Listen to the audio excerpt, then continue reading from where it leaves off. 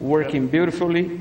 The mitral regurg is almost so, Mari, like the same. some comments about the echo here. Yeah, it seems to be in a very good position. Mitral valve is working beautifully. It's almost like the same as previously, and I think it's a very tight and good position. I think the position is great. I agree. I think if you had patent native coronaries, you would have been a little bit close to the ostium, possibly, of the left coronary. But I think the position is great. It's maybe 2 or 3 millimeters below the true hinge point of the valve. It looks like it's opening nicely. It looks very good. Yeah, I agree with you. During rapid pacing that we do the dye, we inject contrast, I try to push a little bit forward because I thought it was a little bit high, but we'll check now. 25 com 15, Ana. So we're going to do an angel, if you can. Now you always have to worry, you have a stiff guide wire across the valve. So that wire itself may cause some deformation of a leaflet, and it's difficult by angio to know if it's central versus paravalvular leak. All the wire. So if you see much, if there's a discrepancy between echo and angio, you have to pull the wire back to the floppy part of the wire.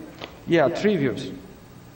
Yeah, really really small. So echo says there is a little bit of regurgitation. So we're going to do a little angiographic evaluation here. Lars was telling us that we should take the wire. What do you think, Lars? But only by echo?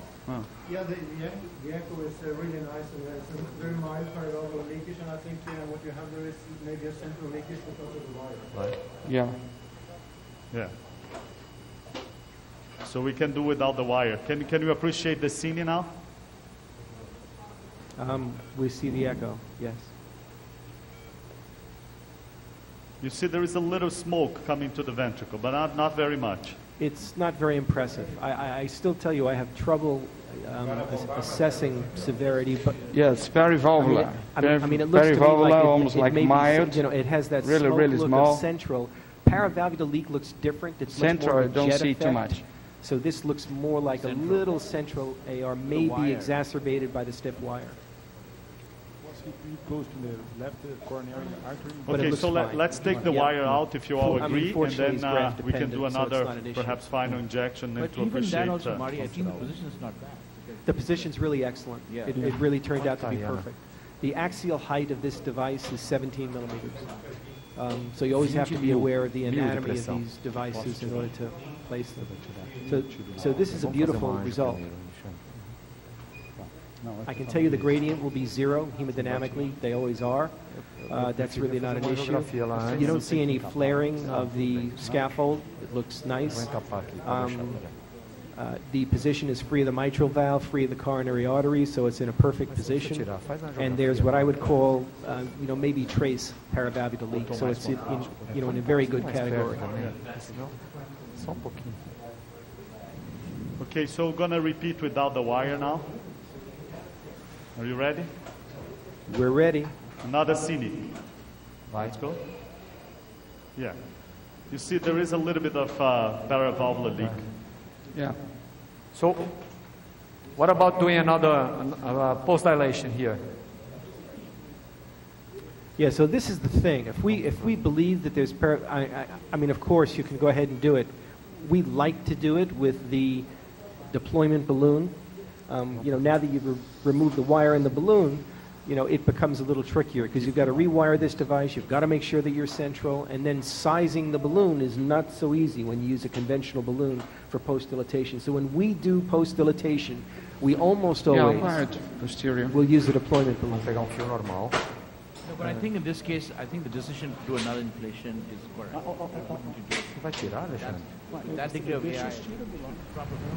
Can you show? Yeah. I think now, looking at it by angiography, now we trust echo more. I think it certainly is at least mild AR. The total AR is at least mild. Can you show the pressure, Alex? Yeah, that's very important. Eberhard and his colleagues in Germany just published a manuscript looking at the AR index, looking at the difference between the LV-EDP and the aortic diastolic pressure, and that was very predictive. So I think you also look at hemodynamic burden. So I would be looking at the at the aortic diastolic pressure. And within the category of mild AR, they found that if you have an index which is unfavorable, which was greater than 25, then that was a predictor of problems, and therefore you should more aggressively try to correct that with post-dilatation.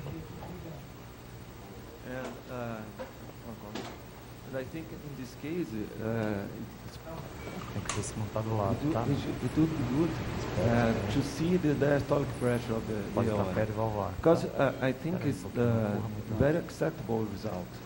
I think the result is acceptable. I think, you know, I think most people would do nothing right now. Yeah, our experience here in Brazil is almost. So, Mari, would you rely on the echo images and perhaps not get so impressed with the cine?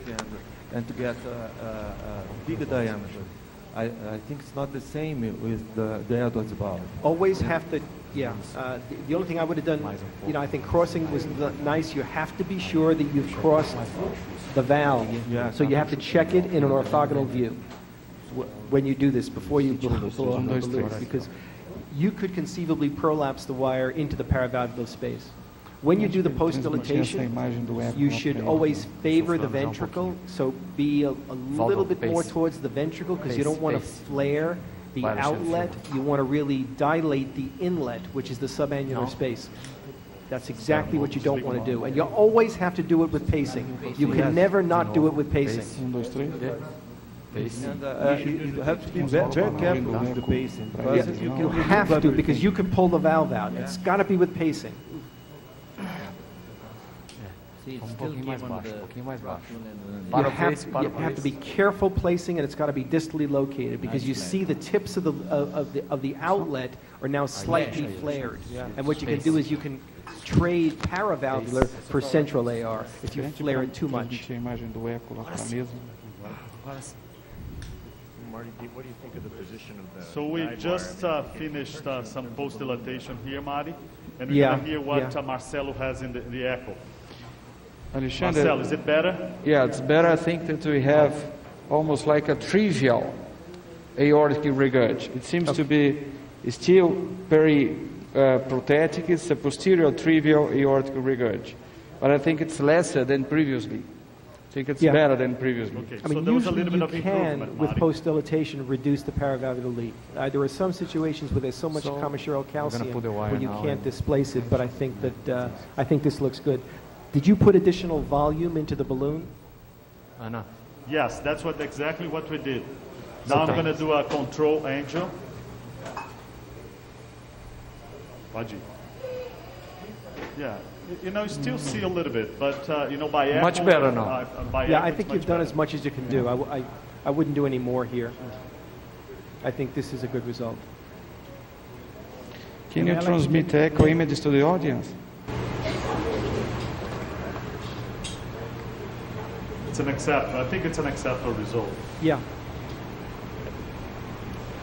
So if you are happy with that, so we're gonna move to our last case. I think we still have a little bit more time for discussion, but I would like to thank the whole team here. And again, it's a great teamwork. You see how many people is involved in this procedure, and we really feel confident. If somebody's missing, I think that's the red flag not for us to go ahead and do the case. Especially thanks to Lars that came all the way from Norway to help us here, and thanks for your comments. Excellent result. Thank you, everybody.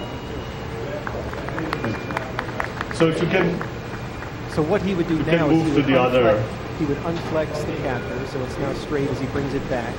He would recapture it in the sheath, and then he would, as he's removing the sheath, he would modify his nozzle with the program. Now we have a technique that we use where we do crossover from the contralateral side and put a balloon in the iliac above it, so we have proximal control. We call it the crossover balloon occlusion technique. We've done that now 250 cases. And what do you think about the leak?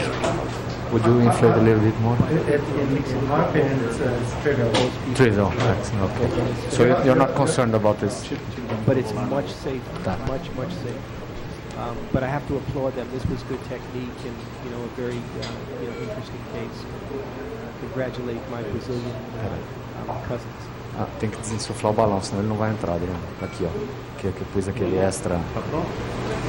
Respira aqui primeiro. Ok. Ok, pode dar. Deixa ele aspirado, negativo, né? E eu vou puxar aqui, tá? Não, ele ainda está inflado. Aqui tá. Faz assim, tira o soro, ó, e aspira ele, põe negativo. Vai. Põe um play.